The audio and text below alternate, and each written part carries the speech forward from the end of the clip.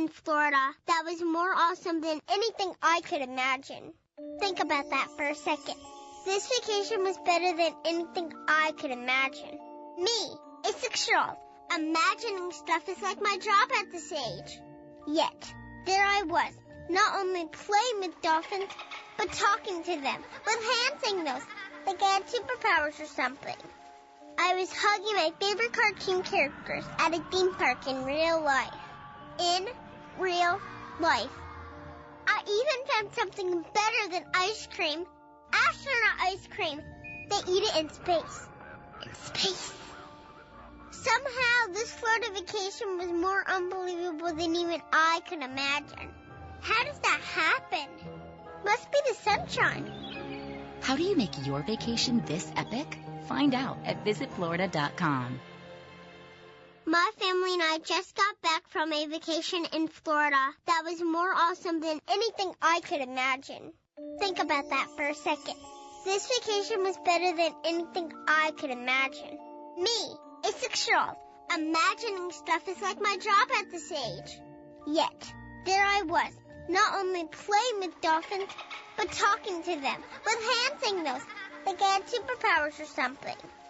I was hugging my favorite cartoon characters at a theme park in real life. In real life. I even found something better than ice cream. Astronaut ice cream. They eat it in space. In space. Somehow, this Florida vacation was more unbelievable than even I could imagine. How does that happen? Must be the sunshine. How do you make your vacation this epic? Find out at visitflorida.com. Talk 1470 WWNN Pompano Beach, Boca Raton, Miami, Fort Lauderdale. Parkinson's disease is a neurological movement disorder affecting an estimated 1 million Americans, including many under age 40. It has no cure. Parkinson's is not limited to how a person moves. It can also cause symptoms like depression, fatigue, and impaired speech. Today, there is a new diagnosis every 9 minutes, though Parkinson's can be present for years before being diagnosed. The American Parkinson Disease Association is the largest grassroots network in the United States, working to help ease the burden and find the cure. For more than 50 years, APDA has funded pioneering research and provided critical support to those affected by Parkinson's. Visit apdaoptimism.org today to find out how you can help millions live with dignity and optimism. Your action today will help APDA put an end to Parkinson's disease. Download the iRadio Now app for iPhone or Android phones. Free at your iPhone App Store or Android App Market. Take AM 1470 WWNN with you wherever you go. Are you thinking about getting your GED diploma? Well, here at the GED Pep Talk Center, we've got a number of pep talks that can motivate you. Sometimes things don't always turn out the way you want them to. You know that feeling? People look at you and don't believe in you. You want some gentle encouragement. Then you're on your way to your GED diploma and a better life. But I know they're probably just a little bit nervous. You can find it in yourself to take that first step. You can improve your future. You can do this. I know you can.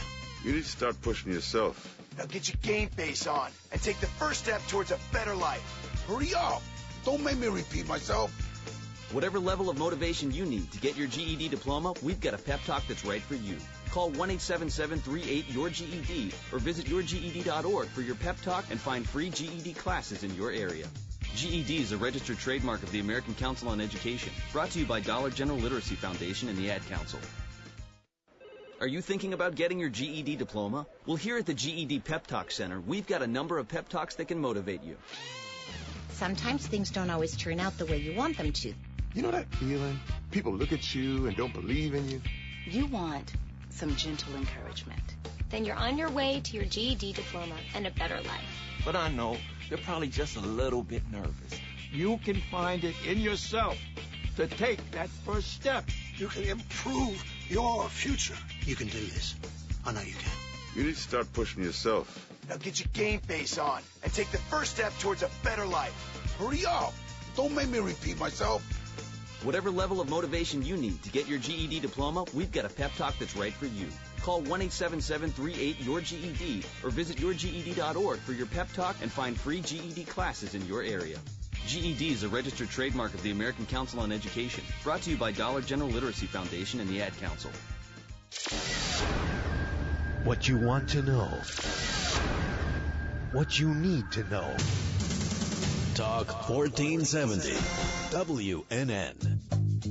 What if you got rewarded for every good decision? What if your heart had a special way of letting you know it appreciates your healthy choices? Oh, I've got to get my family to eat more vegetables. Amazing! And instead of cooking with butter tonight, I think I'll saute our veggies with heart-healthy oil. You're a genius!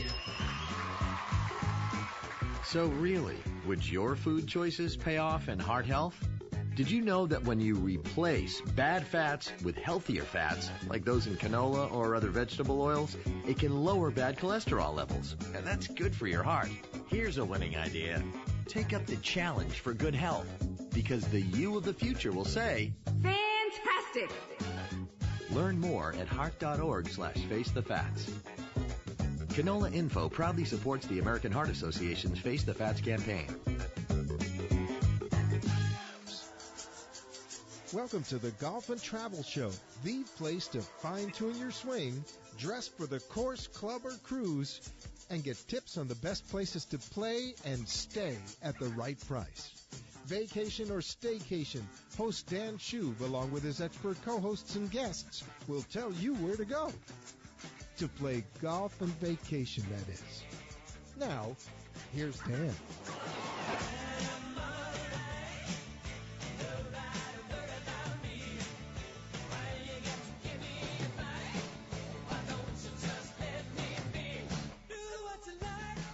Welcome to the Golf and Travel Show. I'm your host, Dan Schub, and tonight, like we usually do at this time, we're going to talk some golf. We'll talk a little travel, and we do have a great show for you tonight. In just a couple of minutes, we're going to be chatting with professional golfer, or golf instructor as well, author of The Single Plane Golf Swing, and that's a real simple and a little different approach to teaching golf and swinging a club, but can be highly successful. We'll hear a little bit about it. We'll also hear his take on the U.S. Open, and that would be Todd Graves. And I know he has a lot to say about the Open. I've got a lot to say about the Open. I'll save some of it to talk with him about, and obviously a lot of people spoke about it. They're still talking about it. But then a little bit later in the show, we will be talking with a gentleman by the name of Dan Blumenstock, and holds a couple of titles. He's the director of a company called Fennel Holdings, but more importantly, to me at least, he's the chair and chairman of the Charleston Area Convention and Visitors Bureau. And Charleston is just one of my favorite cities. A lot of people love to travel there. Obviously, they've had some issues of late, and, kind of sad because you just don't want to hear people saying anything that isn't perfect. But they really have come out of their troubles from the shooting there recently. And, the city is banded together, and I want to hear about it not only from somebody who lives there, but somebody who promotes the area. And like I said, it's a place that I can't wait to get back to myself. I always love it when I get to visit Charleston.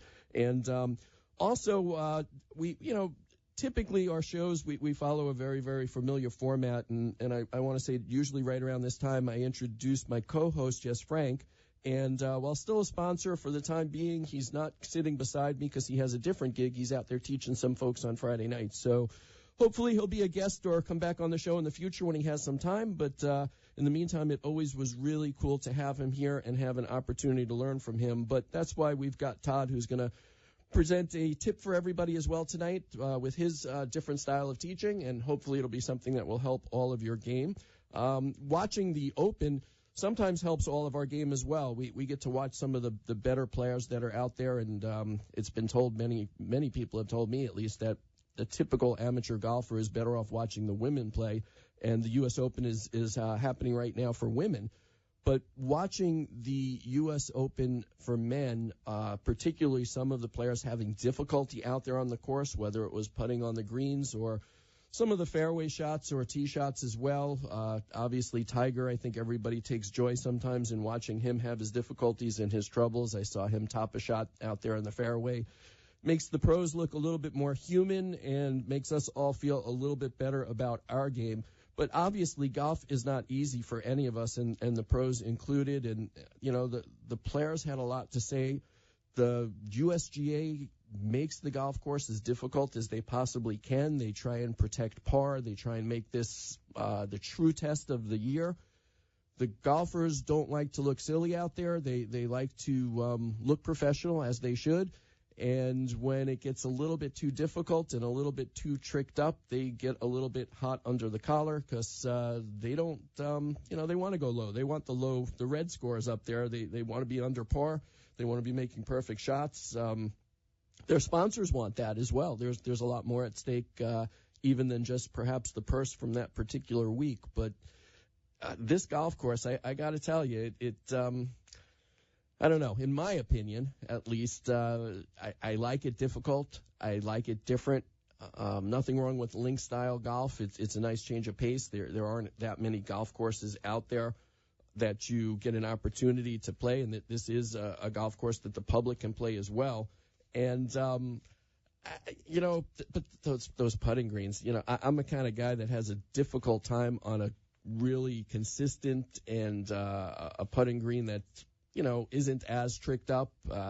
If I hit a shot that lands a couple of inches from the hole, I would like to think that it's going to stay somewhere near the hole and I have a chance to follow it up and sink that putt. So I don't know. One thing that was kind of interesting, a place that I've recently played at here in Florida, which is a link-style course, and usually I save most of these deals for the end of the show, but I just thought that it was more appropriate as I'm talking a little bit about the U.S. Open to mention this particular golf course. They also did buy some advertising, at least locally here, on the coverage of Fox, which is a whole other story that we could talk about at length, the coverage, if you could call it that. I hope it's better this weekend when I watch the ladies play on Fox. But golf course by the name of Streamsong, which somewhere in the middle of nowhere in between Tampa and Orlando, which is very, very reminiscent of what we saw this past week, what you may see when you watch St. Andrews for the Open Championship. Streamsong, but they've done it right. And up at Streamsong, you've got that link-style feel. But you have greens that are just beautifully manicured and consistent and true and fast, and it's really the best of everything. And it's an expensive place to play if you go there in season. But this time of year, if you can handle a little bit of heat and humidity, they do have some specials that I recently noted. The month of July, the entire month of July, they've got a package going on called the Scotland Package. And, of course, it's to coincide with the Open Championship over at St. Andrews. But rates start at just $199 per person per night based on double occupancy, or $258 per night based on single. And it's a minimum of 2-night stays. But these packages do include 36 holes of golf per person and a deluxe guest room in the lodge, which is a beautiful, beautiful lodge, even breakfast every single day. So if you want to get that real feel of link-style golf, but you want to do it where you still have greens that you can putt on, I recommend that you try this beautiful resort called Streamsong. So streamsongresort.com. You can get more information. Look for their Scotland package. All right, what we're going to do is we're going to just take a real quick break, and then we're going to be back, and we're going to talk a little bit more about the Open Championship. We're going to find out maybe a good tip for everybody, and about a new book that's out as well that may help you with your game. So stay tuned for more of the Golf and Travel Show. We'll be right back.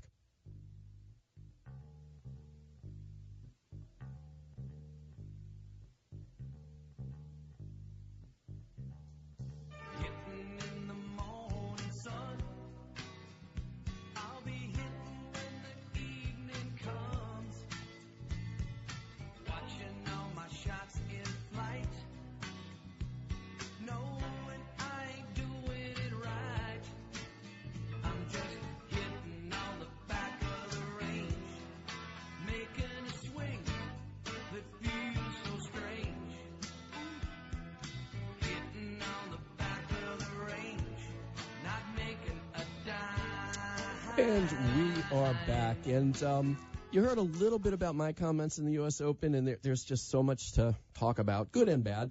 But also, of course, every week we try and give a little bit of knowledge, a little tip for those folks that prefer to go out there and play themselves rather than only watching it on TV. And we got a little bit of a different take on all of that and maybe some more from a fellow who recently published a book called The Single Plane Golf Swing. It's a little bit of a different approach to teaching the golf swing, and there's a lot of people that believe in it and a lot of people that maybe haven't heard about it. So we want to find out a little bit more. So the author of the book, The Single Plane Golf Swing, is with us, none other than Todd Graves. Todd, are you with us? I'm with you guys. Thanks for having me. Hey, it's a pleasure to have you. And we're going to talk a little bit more about your book and about kind of the premise that it's based on, and a little bit different, and I think our listeners will enjoy it. But first, I did want to continue a little bit and find out from somebody who teaches the game what you thought about the U.S. Open. You know, a lot of people didn't like the golf course and the venue and the players. Some of the players complained about it. You know, I like to see major championships challenge the tour players, and I think that it did that. And I like to see scoring difficult. I like to see them have a hard time. You know, I don't like to see 20 under par win a major championship. So from that perspective, I actually really enjoyed the tournament. One thing I didn't like about the golf course, if I had to pick out one thing, I'm not a big fan of drivable par fours on the finishing holes of a major championship. It kind of leaves it up in the air. So many things can happen, and it doesn't really challenge. It doesn't take two good ball striking shots on a drivable par four. It only takes one. So it kind of takes some of the ball striking out of play towards the end of the round. So that was one negative to me about it. But all in all, I thought it was a great test, and I thought it was exciting. I mean, it was great spectator golf from the TV's vantage point. Anyway, as long as they were drawing the lines on the golf ball where you could see where it was going, I thought it was pretty good. That was the next thing I was going to get to, and I mean, I get the press releases from Fox every day, and they're bragging about how viewership is 50% up from the year before, and of course a lot of that had to do with it was in prime time, which maybe had everything to do with it, and a lot of it had to do with the players. I don't know how much, if any of it, had to do with Fox. Yeah, right. That's true. You know, it's the major championships are going to draw people anyway because they are going to bring out the best players in the world, and so it's hard to tell. And thank God they were drawing those lines on those shots because the colors of the golf course and stuff, very difficult to see the ball flight. So they did a good job on that. It reminded me when they first, it may have been Fox as well, and they started putting that little blue spot on the hockey puck so that people can follow a hockey puck on that broadcast. And it was different for sure. And being a guy who probably shoots a little bit higher score than you do, I kind of like when it's more difficult out there. I think it kind of levels the playing field, and it gives different people more opportunities. Perhaps when the wind is blowing, or the rough is up, or the greens are difficult, you kind of never know what you're going to get. Yet the cream did kind of rise to the top. You know, when I played out there and I played in tournaments, the PGA Tour particularly. You know, many people don't know this, but the bunkers are the same consistency from week to week. So when the tour goes in and takes over a golf course, they make sure that the bunkers have the same amount of sand in them. So when players play week to week, they're hitting the same type of bunker shots. You know, for the average guy who plays golf, every bunker is different. You play in Florida and one bunker has 2 inches of sand. You play in Oklahoma and it's hard pan. Mm-hmm. So, I mean, it's the stuff they do on the tour to make it playable for the players. Sometimes it seems like, and they should make it more difficult. And when you see a major championship like that, the golf course, because it is set up to be so difficult, I actually enjoy it. Just like you said, I enjoy seeing those guys be human out there. So. Well, and speaking of that, I mean, us regular guys, we watch the pros play. We look at the equipment that they're using, and of course we all run out and buy that same equipment thinking it's going to help our swing, and that's probably not true. And it's the same kind of thing, I guess, with the bunkers in the sand. We watch, these beautiful shots that they hit, and then we go out there in less groomed bunkers, and we don't feel quite as good or anything. But I guess that's one reason why somebody like yourself, who has a better understanding of it, wants to help the average golfer and maybe help improve their swing. So instead of dreaming about that pro swing, they can actually play better golf. Well, first of all, I know what good players do to become good. I mean, I'm a good player myself, and I've seen And I've seen players develop. I've seen all levels of players develop, and I've played with some players that are much better than me, and I see what guys have to do to get good at this golf game. And then on the other side of that, I see what amateurs don't do. And I just watch it every single day, and I can tell just from talking to somebody on the phone almost what kind of player they are, just from how they say they practice their game and what they do. So, I mean, I built a company, and what I do now is I really try to help the average guy get better and simplify his game, and really to me that's more fun than me actually playing the game of golf anymore. So yeah, that's kind of what I do. I try to help the average guy understand what it's going to take and then simplify it for him. Wow.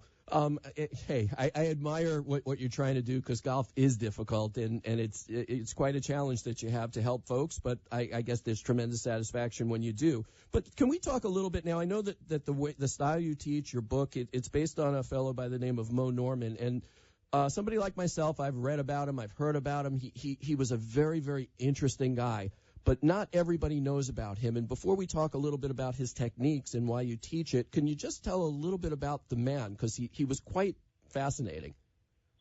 Mo may be one of the greatest stories in golf. And when I was a younger guy growing up, and when I was aspiring to be a player and getting ready to go to college and play, I had heard of this guy, Mo Norman, but he was just like this mysterious guy like Ben Hogan. You never really knew.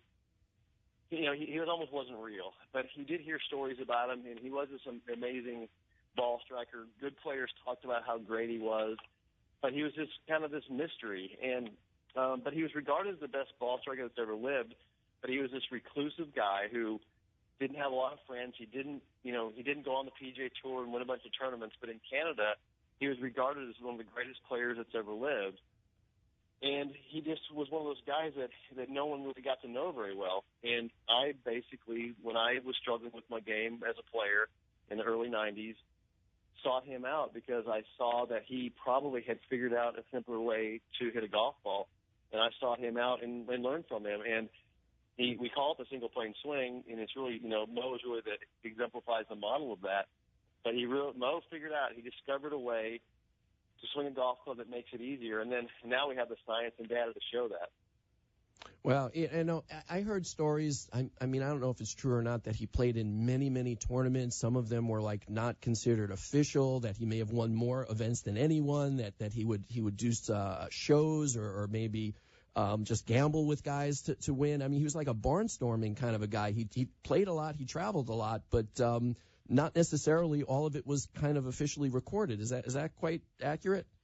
Well, in Canada, they have their own tour events, and they have their own professional golf tour, and I did some numbers on it. Now, I don't know exactly how many tournaments Mo played. I could never come up with a number of how many he played, but the years that he did play, if I calculated, if you played pretty much the maximum amount of tournaments that year, he won almost one of every 3 tournaments he played in. And that's as good a record as Tiger Woods when he was playing his best golf. So, it's kind of the deal. The guys in Canada used to say if Mo shows up, everybody's playing for second place. There are some guys that would play in the same tournament with Mo, and they'd go out there and shoot a good score, 68, 3 or 4 under par, and Mo would shoot 61. And they said they didn't have a chance because Mo just was totally dominate when they were playing. So, yeah, there's tons of stories about Mo like that, but he wasn't well publicized. He never really came down and played on the PGA Tour. Golf, when Mo played, was at a time when really, guys after they finished the tournament, they wouldn't have another tournament. They'd go home and teach golf on the weekend, and Mo would kind of disappear, and then he'd show up at the tournament again. So he just was a very reclusive guy that just hung around a small group of friends and just basically dominated amateur and professional golf in Canada when he was playing. Now, I'm looking at a picture of the cover of the book, and I'm looking at the title, The Single Plane Golf Swing, and for me, I'm not very scientific. I have a hard time grasping too much science. Would I be wrong to think that this is a simpler method of teaching a golf swing? I'm sorry.